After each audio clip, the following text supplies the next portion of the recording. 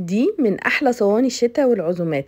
اكله متكامله في صينيه واحده ومتاكده هتعجبكم. لو اول مره بتشوفوني ما تنسوش تعملوا فولو وسبسكرايب للقناه. في حله على النار حطيت فيها ميه وهضيف فيها حوالي كيلو من البطاطس. اول ما البطاطس تبدا تغلي هنطلعها على طول. انا مش عايزه البطاطس تستوي، انا عايزاها بس اول ما تبدا تغلي تطلع على طول. هسيبها تبرد تماما وبعد كده هبدا اقطعها.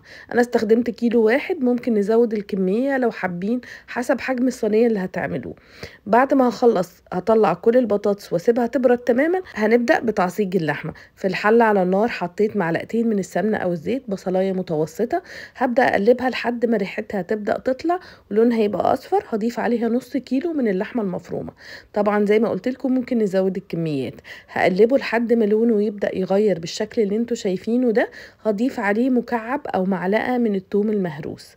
بعد كده هقلبه طبعا، وبعد كده هضيف جزرة 2 جزرة مبشورة، عليهم 1 فلفل حار ده اختياري، ممكن فلفل اخضر. هنديهم كده تقليبة مع بعض.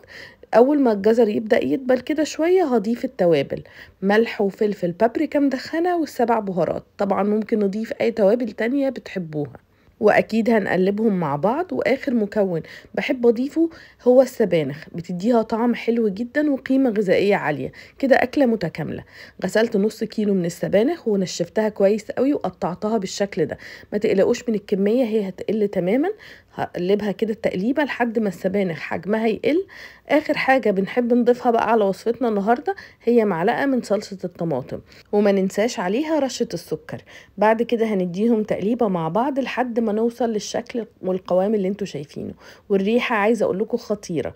نبدأ بالبشاميل: معلقتين من السمنة او الزيت، معلقتين من الدقيق، هنقلبهم لحد ما لونهم يبدأ يغير. هنهدي النار تماما وبعد كده هنضيف الحليب اللي هو اللبن. هنضيف لتر من الحليب وهنقلبه كل ده على نار هادية لحد ما الدقيق يدوب في اللبن تماما. هنبدأ نعلي النار، واكيد هنضيف الملح والفلفل. الكمية طبعا ظبطوها زي ما تحبوا. وهنبدأ نقلب تاني كل ده بقى على نار عالية خلاص لحد ما نوصل للقوام اللي انتوا شايفينه ده. هو ده القوام المطلوب، قوام متوسط ومظبوط وحلو جدا. كده خلاص خلصنا كل المكونات. نرص صينيتنا النهاردة. قطعت البطاطس بسمك متوسط، رصيت اول طبقة تحت. بعد كده هضيف عليها البشاميل. هضيف حوالي ربع البشاميل او اكتر شوية. وبعد كده بعد ما اخلص كمية البشاميل اللي انا عايزاها اكيد هنضيف اللحمة المفرومة بالسبانخ. خليط اللحمة المفرومة ده من احلى الخليط اللي هتجربوه، وممكن تستخدموه كمان في اللازانيا بيطلع حلو جدا. اضيف كل الكمية. طبعا ممكن نكبر الصينية نقللها نصغرها، الكمية دي حسب ما تحبوا. هضيف كل الكمية وبعد كده هرص باقي البطاطس. قطعوا البطاطس رفيعة هتستوي اسرع وهتدينا شكل وطعم احلى. بعد كده هرش اكيد باقي البشاميل. سبت الكمية الاكبر للوش. هضيف باقي البشاميل كله. وبعد كده اخر حاجة بنحب نعملها قبل ما ندخلها الفرن، ممكن نضيف بقى جبنة موتزاريلا او جبنة تشيدر او ممكن كمان بارميجان المتوفر عندكم. انا كان متوفر عندي جبنة بارميجان، طعمها حلو قوي مع الصينية دي. هبشرها كده على الوش وكده خلاص صينيتنا بتبقى جاهزة. هندخلها الفرن من غير ما نغطيها، مش محتاجين خلاص نغطيها لان هي كل المكونات بتاعتها نص سوا. هدخلها الفرن الرف وسط على درجة حرارة 180 لحد ما تستوي تماما. لو ما خدتش لون من فوق ممكن نفتح الشواية ونقدمها.